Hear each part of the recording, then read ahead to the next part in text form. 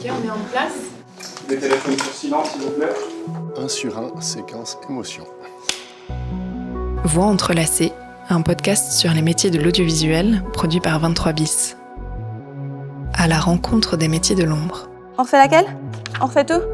Moi, je te fais signe pour démarrer et partir. Dans le précédent épisode de Voix entrelacées, nous avons fait la découverte du métier de set designer chef décoratrice dans l'audiovisuel.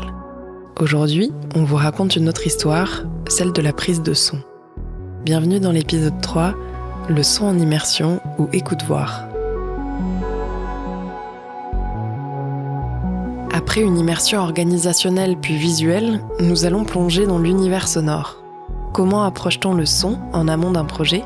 Qu'est-ce que cela implique concrètement sur un plateau ? Et qui se cache derrière ce duo de l'ingénieur son et du ou de la perchiste ?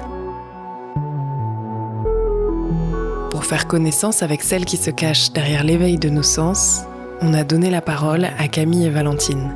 J'ai rencontré Camille lors de mon premier tournage en Suisse, dans une ancienne centrale thermique dans les montagnes valaisannes.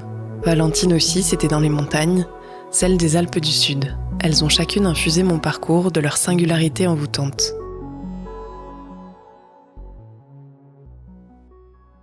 Je suis Camille Bonnard, je suis preneuse de son ou ingé son ou perchwoman et je travaille à Lausanne et un peu dans toute la Suisse depuis 5 ans environ.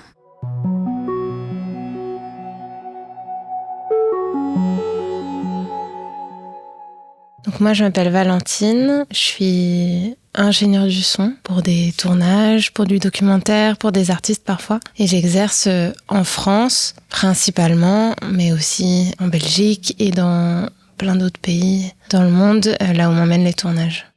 J'ai fait une école de cinéma à Buenos Aires, j'y ai vécu 6 ans. J'ai commencé à faire du son, de la prise de son pendant mes études.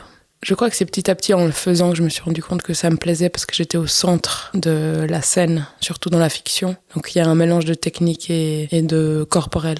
Je suis venue par la musique, j'étais musicienne quand j'étais enfant, d'une famille de musiciens, musiciennes. Je cherchais un métier, je cherchais une passion, c'était un peu ce qui était demandé au collège avec la conseillère d'orientation et tout ça. Il fallait déclarer une passion, déclarer un truc qui nous emmènerait jusqu'au bout de nos études. Et donc j'ai cherché des études un peu fun. Mon père m'a emmenée au BTS audiovisuel de Villefontaine, aux portes ouvertes. J'ai aperçu un métier à la fois technique et à la fois artistique, et donc j'ai décidé que j'allais tenter d'entrer dans ce BTS audiovisuel. Je suis allée beaucoup au cinéma que je connaissais pas du tout parce que j'y allais pas quand j'étais enfant. Et puis voilà, j'ai décidé de faire du son au cinéma plutôt. Donc je suis restée dans ce que je connaissais, dans ce que j'aimais, le son, la technique, mais pour raconter des histoires plutôt. La première fois que j'ai raconté une histoire avec du son, c'était en préparant le concours de la FEMIS. Donc je préparais déjà le concours parce que c'était une grande école et que c'était bien vu dans ma famille de faire plus qu'un BTS. Et donc moi qui voulais faire du cinéma, il fallait que je fasse une école de cinéma. Donc j'ai tenté le concours de la FEMIS et dans le premier exercice du dossier, on avait le droit de joindre un CD avec des sons. Il y avait juste peut-être 3 minutes, je crois, qu'il fallait faire. Et donc, j'ai monté 3 minutes des entretiens que j'avais menés, de ce que j'avais envie de mettre dans ces 3 minutes-là, quoi. Donc, j'ai chanté, j'ai bruité des choses moi-même. J'ai sélectionné les voix de mes proches que j'avais enregistrées. Et je crois que c'est ma première expérience marquante, vraiment, parce que je me suis éclatée. J'ai vraiment aimé. Et en fait, quand j'ai rendu ce petit son-là, avec mon dossier qui était aussi travaillé et qui était vraiment empreint de ce que moi j'aimais faire, j'étais fière. Le quotidien d'une ingé son, ça change pas beaucoup des autres quotidiens. Je pense que mon métier fait que je suis très attentive au son autour de moi. Donc je suis plus facilement déconcentrée, mais j'arrive aussi plus facilement à comprendre mon environnement sonore. Donc je pense que j'ai des réactions différentes des autres personnes, tel son, tel bruit, telle façon de parler. Peut-être que j'écoute moins de musique. Rentrer d'une journée de tournage où on a eu le casque sur les oreilles toute la journée, j'aspire surtout au silence, quoi. Enfin, ou au son très lointain.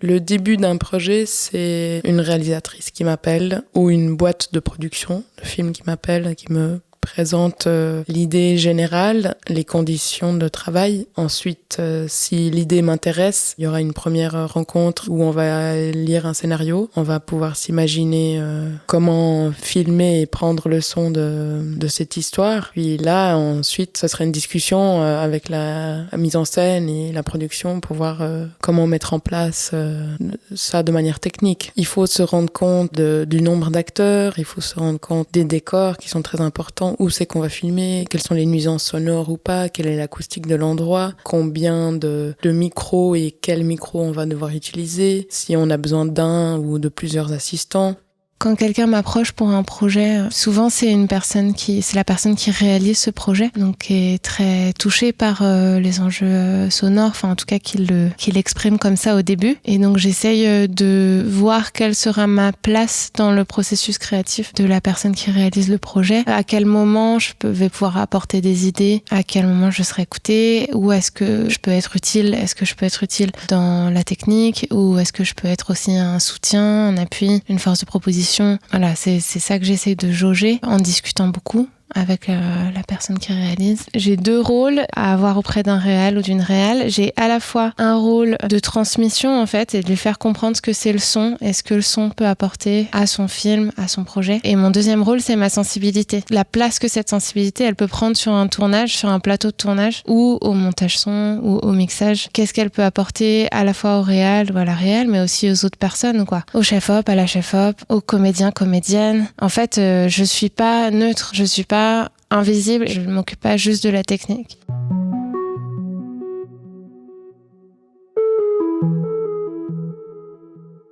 La place de l'ingé son, c'est les oreilles du plateau, de tout le monde. On va parler en elle, parce que je suis une femme. Elle est là pour faire au mieux, pour que le son, le résultat en fait de l'enregistrement soit au plus clair et au plus juste possible, malgré des problèmes sonores qu'on peut trouver, des problèmes d'acoustique, de bruit, de bouche sèche, de niveau, de cadre. On commence la journée en ayant déjà appris le dialogue dans la fiction. On fait en général de la perche que dans la fiction. Donc on apprend le dialogue, on regarde où est placée la caméra, quel objectif ils utilisent, donc quel est le cadre et le bord cadre qu'on ne peut pas dépasser. On cherche une place pendant la mise en place de la lumière, où c'est qu'on dérange le moins. Et puis ensuite, une fois que la mise en place et l'éclairage a été fait, on cherche une meilleure place pour pas faire des ombres dans la scène et pour capter le son de la meilleure manière en étant le plus proche des acteurs possible sans entrer dans le cadre. On est au centre de l'action finalement. Je pense qu'on peut même être plus proche de l'acteur que la caméra elle-même. La perchwoman a souvent tendance à attendre dans un coin pendant que la mise en place se fait, etc. Et l'actrice attend aussi souvent dans un coin, peut-être répète son texte ou pas, mais il y a souvent une rencontre magique qui se fait entre les acteurs et les gens du son. Je suis la première personne qui écoute et c'est important pour les personnes qui parlent ou les personnes qui jouent. Donc c'est là aussi où je pense que ma relation au film et aux personnes qui le font, elle est hyper importante parce que je suis la personne qui écoute et qui sent les nuances et qui sent tout ce qui passe par la voix, les respirations, les mouvements. J'ai l'impression que je perçois vraiment l'endroit de fragilité des comédiens, comédiennes et que le fait que je l'écoute, que je l'entends et que je peux le percevoir finement si ça passe par leur voix. Moi, j'essaye de créer la confiance parce que je sais que déjà c'est pas facile d'être comédien, comédienne, que tu te livres à beaucoup de monde, même s'il y a aussi un rapport un peu narcissique de jouer des rôles devant une caméra ou au théâtre. C'est un échange de confiance en fait. Enfin, moi je suis pas là pour juger ou jauger, même si le jeu est pas exact ou pas. Je vais jamais le dire directement au comédien, comédienne. Je vais jamais avoir ce jugement-là. Si je sens qu'il y a quelque chose qui est pas très bien ou qui est pas assez poussé, je vais en parler au réalisateur ou à la réalisatrice. C'est pas du tout un triangle dans les relations. J'ai une relation de confiance avec les personnes, en plus souvent à qui je mets des micro-cravates, donc ça implique d'être assez proche physiquement. Cette place, est-ce qu'elle est sensible? Est-ce qu'elle est inflexible? Est-ce elle essaye d'être le plus neutre possible? L'ingénieur du son a des oreilles partout. Yael est discrète, d'une grande sensibilité et d'une grande autonomie. Le ou la garante de l'ouïe a sa réalité propre du plateau. Yael crée des liens subtils de l'écoute vers le voir, ce qui est essentiel à la synergie du groupe. Je pense que l'allié du son, c'est l'image, de toute façon. On est vraiment deux pôles très, très, très différents qui doivent travailler ensemble pour avoir un résultat audiovisuel. Et effectivement, j'ai beaucoup de plaisir à travailler avec les gens à l'image. Quand on s'entend bien, ça fonctionne, ça marche et ça m'aide et j'ai besoin d'eux. Ils n'ont pas du tout besoin de moi. L'image n'a pas besoin de moi. Enfin, inconsciemment, bien sûr qu'ils en ont besoin parce que si j'existe pas, il n'y a pas de son. Hein. On fait plus de cinéma muet, mais ils s'en rendent pas vraiment compte. Ceux qui s'en rendent compte, c'est ceux avec qui j'aime travailler. Oui, un cas concret, par exemple, je sais pas, je suis perchwoman ou je fais les deux aussi des fois. Il y a une ombre un peu partout, j'arrive pas à m'approcher de l'acteur avec la perche. Et ben là, je regarde le chef électricien qui me fait un petit sourire, ou c'est plutôt moi qui lui fais un petit clin d'œil. Il s'approche et là, on peut discuter. Si on s'entend bien, il va tout de suite venir vers moi, ou alors je vais aller le chercher puis je vais lui demander s'il peut pas mettre un petit cinéfoil, c'est une petite feuille d'aluminium noir qui va mettre autour de la lampe pour empêcher de faire une ombre. Tu crées des liens amicaux qui vont t'aider aussi sur le plateau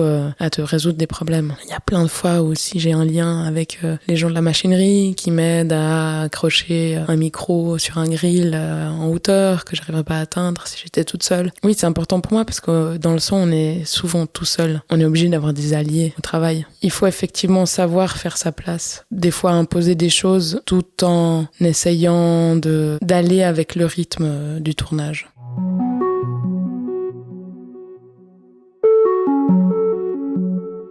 Je pense qu'on est tout le temps face en tant qu'ingé son ou en tant que technicien de manière générale sur un plateau à des difficultés qui ont toujours une solution finalement. Il faut savoir faire part un peu de tolérance pour accepter certaines choses qui ne peuvent pas être parfaites. Je pense que les difficultés les plus dures, c'est les températures ou le vent. Tourner par exemple à moins 15 degrés sur des pistes de ski, pour tout le monde c'est difficile. Et ça c'est dans mon expérience les moments très difficile. Après, j'évite de me mettre dans des situations un petit peu gênantes. Par exemple, enregistrer un dialogue de deux personnes qui chuchotent dans une gare ferroviaire. Ça pourrait être un moment difficile, mais je ne m'y retrouve pas souvent. Bien sûr que je peux accepter un projet comme ça, mais c'est des choses qu'on discute au préalable, c'est-à-dire qu'on va prendre des décisions. On sait que par exemple, si on veut faire une scène dans un endroit très bruyant, ce sera tout enregistré ensuite en studio.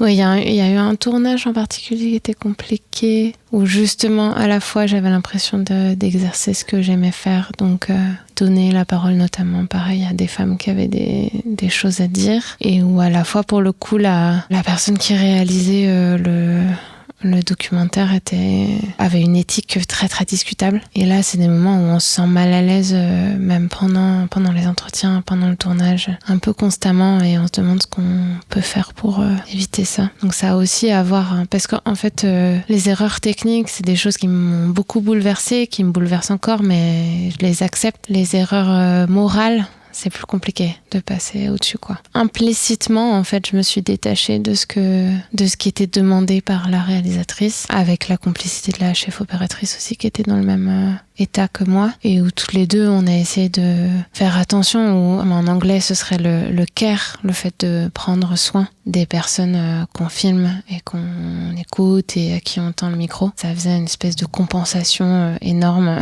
par rapport à ce que faisait la réalisatrice. Enfin, le tournage a continué à être compliqué. Enfin, c'est allé mieux quand ça s'est terminé, quoi. Bah, la difficulté principale, c'était que cette réalisatrice était très stressée par son projet et du coup complètement aveuglée par le stress et les enjeux qui étaient énormes pour elle. Et je pense que quand c'est comme ça, on ne devrait pas réaliser un film, parce que réaliser un film, ça implique d'être ouvert aux autres, en fait, et notamment à ceux qui sont là pour notre film. Donc je pense que il faut des discussions en amont et il faut essayer de réduire le stress et les choses qui nous empêchent d'être proche du projet, quoi, proche des gens qui sont filmés. Mais ça encore, c'est une situation de documentaire. C'est souvent, en fait, comme on est avec des gens qui existent, qui sont pas payés pour être filmés, qui donnent beaucoup. Il y a une sorte de contrat moral, en fait. On peut pas tout prendre, on peut pas tout leur demander. Il faut soit construire une confiance telle qu'ils vont donner beaucoup,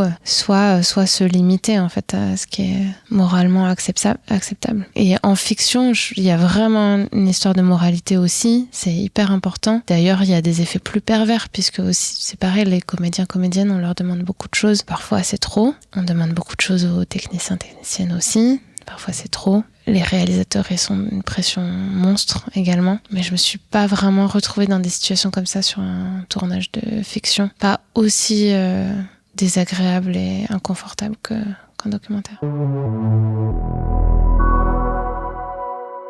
J'ai remarqué au fil des années, même si je n'ai pas non plus 10 ans d'expérience, il y a peu de marge artistique dans la prise de son, dans l'audiovisuel.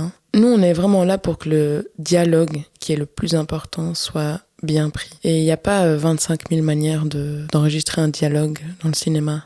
On va essayer d'enregistrer le son de manière la plus propre possible pour qu'ensuite le monteur ou la monteuse son puisse en faire des variantes. Je pense que la marge artistique de la prise de son dépend aussi du ton qu'on nous donne. Pour moi, la marge artistique est ce qui me fait aussi beaucoup plaisir dans la prise de son, dans le documentaire, dans la fiction ou dans la publicité ou dans n'importe quoi. C'est avoir le temps et l'espace pour écouter ce qui nous entoure et puis décider à ce moment-là d'enregistrer une ambiance ou un son seul, tout en sachant que ça ne va probablement pas être utilisé au montage. Parce qu'en fait, nous délivrons un catalogue de sons pris sur le tournage qui seront ensuite dans les mains d'un monteur son qui va vraiment faire ce qu'il en veut ou ce qu'elle en veut avec ça. Donc on ne sait pas ce qui va être utilisé à la fin ou pas. Mais on sait que le dialogue, c'est le plus important.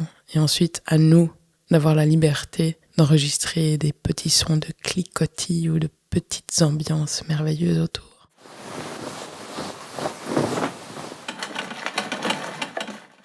Globalement, le son, il vient souvent d'un mouvement. Et moi, j'aurais plutôt tendance à faire des parallèles entre les sons, soit par ce qu'ils symbolisent, c'est-à-dire la façon dont nous, on les interprète, dont le cerveau les interprète.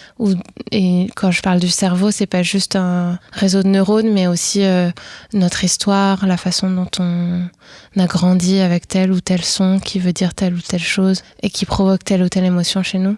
Et je les classerais aussi par texture. Donc quand on parle d'une respiration, on peut trouver une respiration dans la gorge de quelqu'un, mais aussi dans un feu qui brûle, par exemple, ou des raclements peut-être, ou des choses comme ça. Enfin, je pense qu'il y a des sons qui se ressemblent vachement et qui proviennent pas du tout du même endroit ou de la même source. Ça, je trouve ça assez intéressant de jouer là-dessus, jouer sur cette ambiguïté. Ce qui est intéressant, je trouve, c'est d'essayer de provoquer des réactions chez les auditoristes avec des sons qui sont pas exactement ce qu'ils pensent que c'est, qui proviennent d'un autre endroit en fait, en vrai quoi.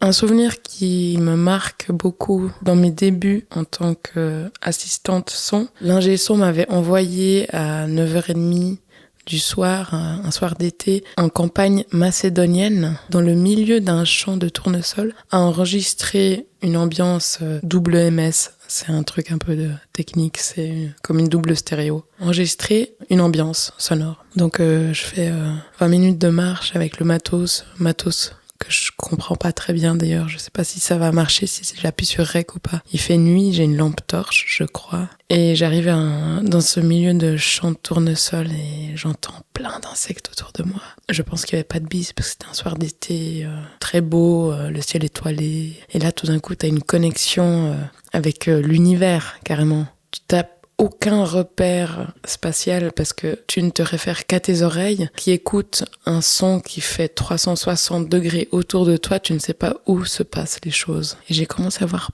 très très peur parce que je me suis dit mais si quelque chose arrive, je ne sais pas d'où ça vient. Et puis il faisait nuit quand même et j'étais quand même en Macédoine aussi, langue que je ne parle pas forcément, le macédonien. En fait ça reste un moment magique. Parce que c'est une connexion qui est vraiment différente que la prise de son banale dans d'interview dans une salle éclairée par un néon, quoi. Enfin, c'est ça un peu les deux extrêmes de la prise de son.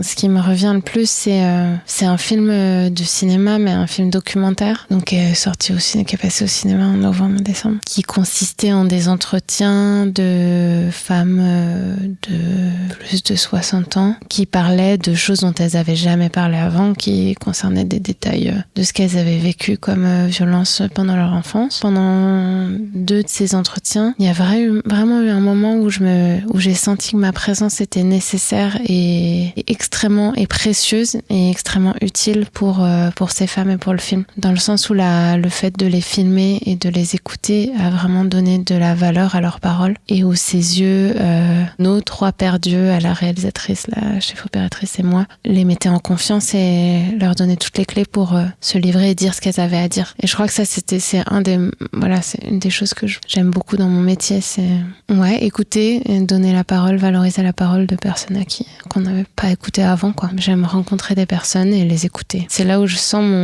mon utilité aussi, et je sais que c'est pas juste mes capacités techniques qui pèsent en fait et qui font la différence dans ma manière d'exercer mon métier. Je sais qu'il y a vraiment une grande partie de mon être et de mon attitude, ma façon d'interagir avec les gens et de ma sensibilité qui apporte au projet, quoi.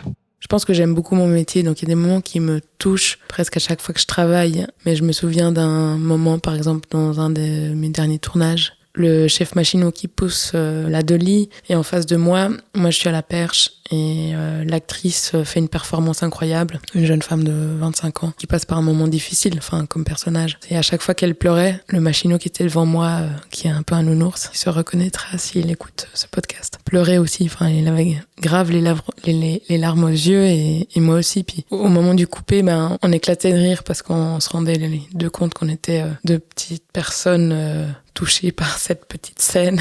C'est ça qui me touche, quoi. C'est pour ça que je fais ce métier aussi. C'est parce qu'on est une grosse équipe qui faisons des petits trucs finalement qui n'ont pas beaucoup de sens, que personne va regarder ou très peu de personnes. Mais c'est ce moment présent-là entre l'action et le coupé qui est important, et où il y a une tension en fait qui nous rend tous très fragiles face à cette scène, quoi. Pour faire ce métier, il faut énormément d'adaptation. Je pense pour ce métier et pour n'importe quel métier du cinéma ou de l'audiovisuel, il faut bien s'entendre avec les gens pour qu'on soit rappelé et puis pour qu'on passe un bon moment. Mais pour survivre, effectivement, en tant qu'indépendant, il faut bien s'entendre avec les gens. Le métier du son en particulier, je pense qu'il faut avoir un petit peu de cran, pas mal d'autorité aussi, tout en étant doux. C'est cette balance qui est parfois difficile à trouver, s'imposer et en même temps être dans le flow.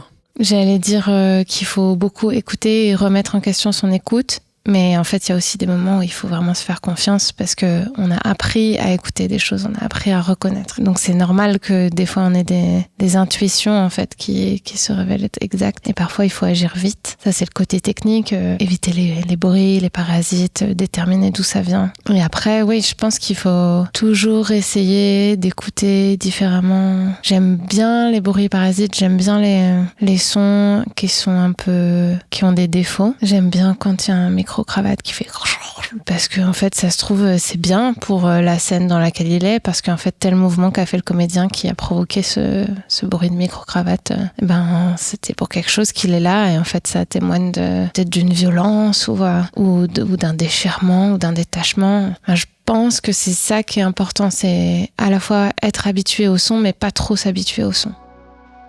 Parce que tous, techniciens, techniciennes, appartiennent à ce grand monde de l'audiovisuel qui est régi par ses règles, sa magie et sa force. On dépend tous de cette énergie. Pour qu'elle existe, cela passe par l'accumulation des expertises de chacune, responsable de ses propres pierres à l'édifice commun. Pour le son, cela se concrétise par exemple dans la connaissance des gammes de bruit, son, ambiance et de la capacité à se projeter dans des univers. Je pense qu'il y a beaucoup de choses que j'aime. C'est difficile d'en nommer qu'une. Il y a une chose que j'ai nommée, c'est être à la perche au centre de la scène et avoir ce contact avec les acteurs et la proximité avec la dramaturgie, la caméra. Ce que j'aime beaucoup aussi, c'est ce protocole du clap. Ça, c'est quelque chose qui me plaît beaucoup. Le clap, c'est un silence, moteur demandé, son tourne. Caméra tourne. 1 sur 2 première. La caméra dit cadré et la réalisatrice dit action. Et c'est comme ça, c'est chronologique et on peut pas le faire autrement. Et si on le fait autrement, ça peut mal tourner. Le travail de l'ingénieur son commence donc dès le feu vert du projet, et ce jusqu'à la fin du tournage. Projection, anticipation et enregistrement des différents besoins sonores, puis transmission créative à la post-production. Comment apprendre à donner pour laisser les suivants se les approprier ? Comment on se sent après un projet? C'est une question que je me pose après chaque projet, effectivement. Je ne sais pas s'il y a des personnes qui, avec 30, 40 ans d'expérience, arrivent à ne plus passer par cette phase de crise existentielle. Pour l'instant, c'est pas le cas pour moi. Après un projet, on se sent déjà épanoui ou on est content d'avoir accompli ce projet, mais en même temps, on est très content de le finir, de ne plus en faire partie. Et puis ensuite vient la phase où on regrette ce temps qu'on avait passé ensemble, cette espèce de colonie de vacances.